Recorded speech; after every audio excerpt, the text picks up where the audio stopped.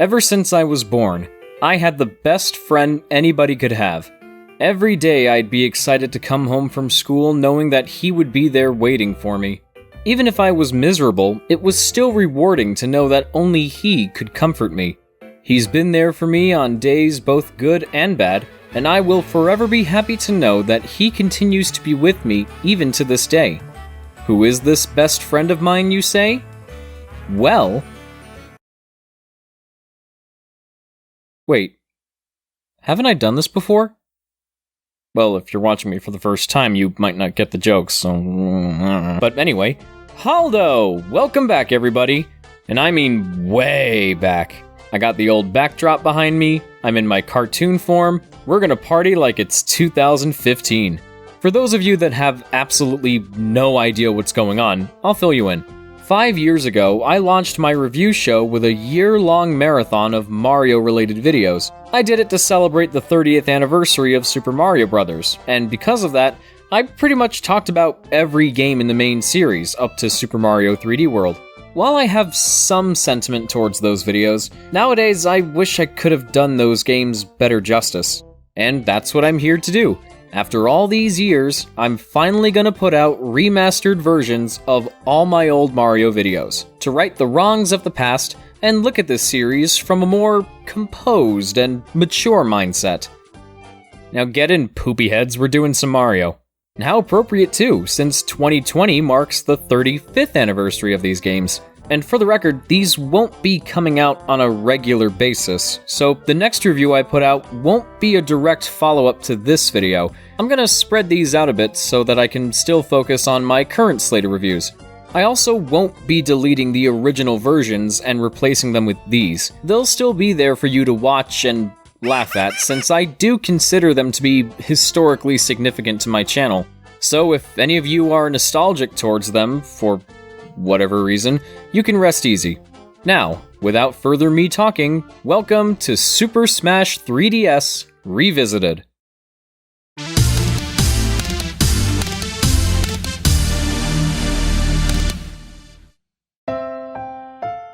The legend of the portly Italian plumber known as Mario begins with a plucky Japanese designer at Nintendo known as Shigeru Miyamoto. In 1981, Miyamoto was tasked with converting the unsold cabinets for a failed arcade game called Radar Scope into something with more of a broad appeal. He initially planned to make a game based on Popeye the Sailor Man, but while it ended up becoming what we know as the original Donkey Kong, you can see how the characters fit into the same roles, Mario being Popeye, Pauline as Olive Oil, and Donkey Kong being Bluto. But obviously they couldn't get the rights, at least at the time. Probably because they were asking for too much spinach, if you know what I mean. After a brief stint as an antagonist in Donkey Kong Jr., and an appearance on the long-forgotten Saturday Supercade, where he was voiced by none other than Optimus Prime himself, Peter Cullen. My plan for the most perfect Donkey Kong trap ever devised. We've learned Earth's languages through the World Wide Web. Mario went on to star in the 1983 Mario Bros. Arcade game alongside his younger twin brother, Luigi. While this one might have aged about as well as that joke your grandpa told you while you were 7, but takes on a totally different meaning in today's political climate, surely its popularity would keep the industry afloat for many years. Oh yeah, that happened. But regardless, Mario helped Nintendo find their stride in the gaming scene and build the confidence needed to take the world by storm. Then in 1985, Shigeru Miyamoto teamed up with fellow designer Takashi Tezuka to put the Mario Brothers on an even bigger adventure, with a soundtrack composed by Koji Kondo and a box art drawn by Miyamoto himself. The result was Super Mario Bros., released for the family computer on September 13th of that year, and in North America for the NES on October 18th. Super Mario Bros. Is often regarded as one of the most important games ever made, and many credit it for single-handedly revitalizing the dying video game market here in the States. And in many respects, it did. It revolutionized the concept of 2D side-scrolling platformers. It was the #1 best-selling video game of all time for a number of years. There's even a street in Spain named after it. So, yeah, it's a pretty big deal. But this game came out 35 years ago. So I have to ask, is it still worthy of all that praise and recognition? Or at the very least, good enough to get like 100 ports across various consoles and even its own Battle Royale edition? That last part, I don't know, but let's take a look and see. Once upon a time in the Mushroom Kingdom, a tribe of evil turtles known as the Koopa Troopas came in to wreak havoc, and Bowser, the king of the Koopa, used his black magic to turn the mushroom people into bricks and plants. Knowing that Princess Toadstool, ruler of the Mushroom Kingdom, was the only person capable of breaking his spell, Bowser kidnapped her to prevent her from doing so. Bless you. Bless you again. Thus, it's up to Mario and Luigi to rescue the princess, defeat the Koopa Troop, and have the curse reversed. The curse reversed? Yes, clip of Meryl Streep from Into the Woods, that's exactly what I just said. Now, stories in video games back in the 80s were treated way differently from how modern games handle them. You know how most computer keyboards have a numlock key? It's there to serve a purpose, but it's not really all that important. That's how video game narratives were perceived at the time, but Nintendo's always been keen on adding an extra splash of character to every single aspect of their games, and this one has it in spades. And of course, this wouldn't be the last time Mario had to rescue the princess from Bowser, but I'm sure he doesn't mind. It's helped him keep a steady job for nearly 40 years after all. Super Mario Bros. Is a game that I'm pretty sure everyone and their cat has tried at least once in their lives, so in terms of gameplay, you should know what to expect here. You're put in control of Mario, and you have to go from left to right, collecting coins, killing bad guys, and jumping over hazards to reach the flagpole at the end of the stage. And I mean you have to go right, because the screen locks off whatever's on the left, so there's no turning back. The game consists of 8 worlds with 4 levels each, the first 3 being standard platforming and or swimming affairs, and the 4th one being a castle level where you square off against Bowser or one of 7 imposters. The controls are as simple as you can imagine. You move Mario with the D-pad, the A button lets him jump, and holding down the B button while moving left and right makes him run, which helps in some of the trickier platforming sections. I don't usually think about the physics when it comes to this game, because every time I pick it up, I just get in the zone and play it. I did find, however, that Mario's jumps seem to fluctuate in terms of weight. Sometimes they'll feel a bit heavy, and other times he'll be as light as a feather.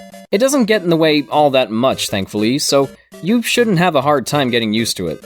If you do end up struggling with the controls, then you must have the worst case of arthritis on the planet, dear God. What I meant to say was that the levels are structured in a way so that more experienced players can get away with some bolder and fancier platforming to reach the flagpole, while those less experienced can play it safe and take it slowly, but still get that same sense of satisfaction for completing it their way.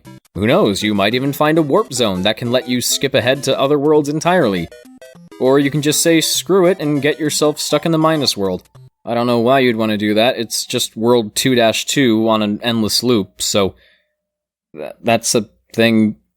I guess. I'm terrible at improv. And though the stages all look similar in terms of aesthetics, the level design is super inventive and quite sophisticated for its time. It subtly clues you in on how certain ideas and mechanics work without blatantly spelling it out for you. You see something moving toward you? Kill it. You see a gap?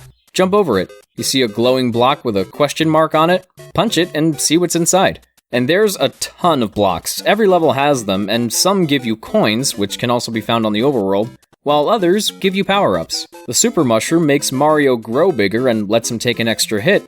The Fire Flower lets Mario shoot fireballs and kill enemies more easily. And the Starman makes him invincible for a short period of time, though this one's less common. These things are really gonna come in handy because, like that punching bag from the first Avengers movie, Mario can only take so many hits before he goes down for the count. When Mario touches an enemy in his small form, falls into a pit, or runs out of time on the timer, he loses a life and restarts from the last checkpoint. Losing all your lives results in a game over, and unless you use the continue cheat by holding the A button on the title screen and start from the beginning of the world you left off, booting the game up again takes you back to the very first level. But there are means of obtaining additional lives to make seeing the game over screen less likely to happen. These include collecting 100 coins, grabbing the ever-elusive 1-up mushroom, and using the infinite lives trick at the end of World 3-1. which I couldn't seem to get on my first try while recording footage for some reason. No, I'm good at video games, I swear. Remember how I said Nintendo loves adding a splash of character to their games?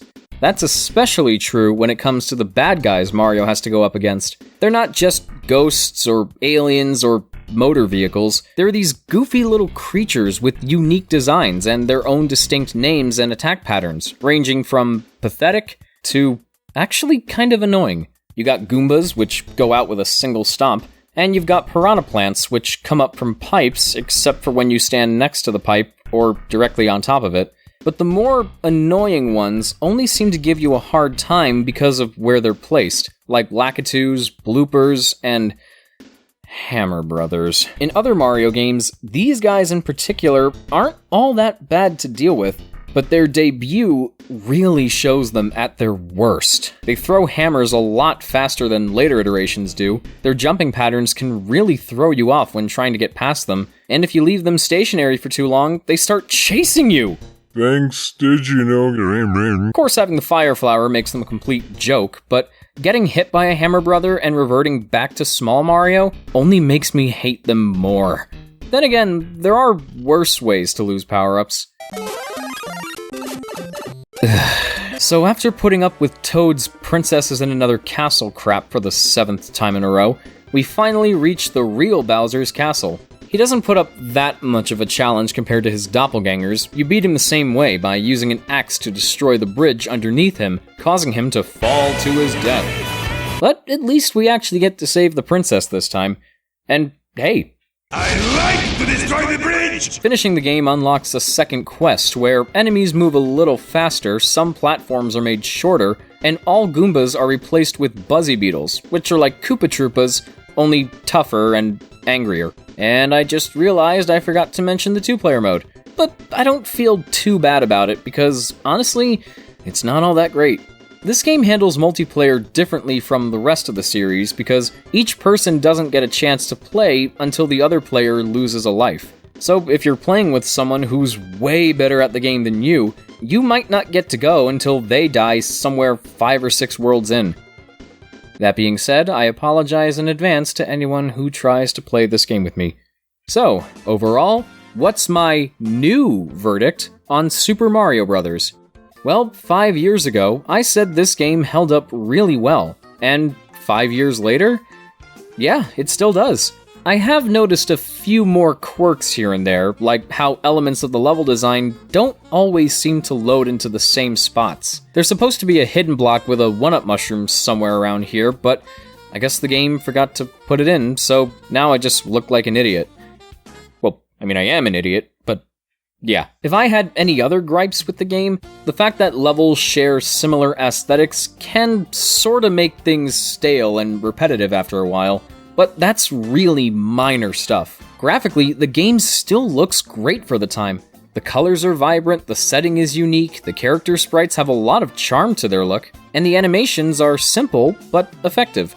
If there's anything about the presentation that's just as iconic as the game itself, if not more so, it's the soundtrack. Though the number of songs may be minimal, they're no less catchy, uplifting, and memorable. The main theme alone has been referenced, remixed, and reinterpreted for games and concerts and other public events more times than can even be counted. Rightfully so, because it's a fantastic piece of music. Paul McCartney loves it so much that when he found out Koji Kondo was the guy that wrote it, he just started singing it to him. I'm not even kidding, look it up. Super Mario Bros. Could very easily fall victim to first game syndrome, where the first game in a series often gets overshadowed by superior sequels and follow-ups. And while that has appeared to be the case, I think this game is still worth playing. Not just for the novelty of it being so early in Mario's career, but because it's still a lot of fun to play. It's widely available on various platforms through Virtual Console re-releases, the Switch Online service, the Mario All-Stars pack, the Game Boy Advance port, that new Game & Watch thing, and there's also Super Mario Bros. Deluxe, which I don't really recommend, but watch my remakes of Mario games video to find out why. Whatever means it takes for you to play the original Super Mario Bros., play it. The franchise has grown exponentially over the past 3.5 decades, and it's important to see where it really kicked off. It's safe to say this second trip down memory lane is off to a pretty good start, but I won't lie, I'm already kinda getting worried about where things are gonna go from here, because the next video in this revisited series is gonna feature... lost levels. Though, since my original video was so short, I might as well group it with Mario 2 USA. Yep, a double feature with 2 number 2s. I'd make a poop joke, but I already did that near the start of the video. So, until next time, this is Marc, aka SuperSmash3DS. God, it feels weird saying that again. Bidding you all a smashing farewell. Well, just kidding, I'm still here. Thanks for watching, everybody, and as always, I'd like to thank my superstar supporters for this month, Henry Newman, Tyler Paul, Rachel Rodriguez, and Jake Winans. If you'd like to support me as well, then please consider pledging to my Patreon page, or becoming a sponsor by clicking the join button. These are all totally optional, but it would really mean a lot to me if you gave them a look. And for anyone that's still watching, I have a little announcement to make. I have my own official Teespring store. For my review show, I have a poster with my avatar and the logo on it, and I have t-shirts, one with my logo, just the logo, and I also have a new Comfort Penguin t-shirt designed by the amazing What Up Nico. He makes some fantastic stuff. He's done work for YouTubers I admire, like Ant Dude and Cat Icarus. I believe he's done Cat Icarus. But yeah, he was kind enough to let me commission him to make this piece. It looks absolutely fantastic. But I also have some merchandise for my original series, Anytown. I have some t-shirts and coffee mugs and posters and stuff for that. And all the profits I make from the Anytown merch go straight into funding production of the show, so you could actually help get the show made. My highlighted merch can be seen at the bottom of the video, or you can also check out the rest of my merch by clicking the Teespring link that I'll put in the description. So if you want my name or my characters on your body, or on your coffee mugs, or on a pillow, whatever, you can go check it out. But that won't be the only link I'll put in the description, because I'll also have links to my social media and Discord server, as usual. And if you want to stay updated on my future uploads, be sure to ring the notification bell. Thanks again for watching, and, well, I already did the outro before, but, yeah, I'll see you in the next video. Take care.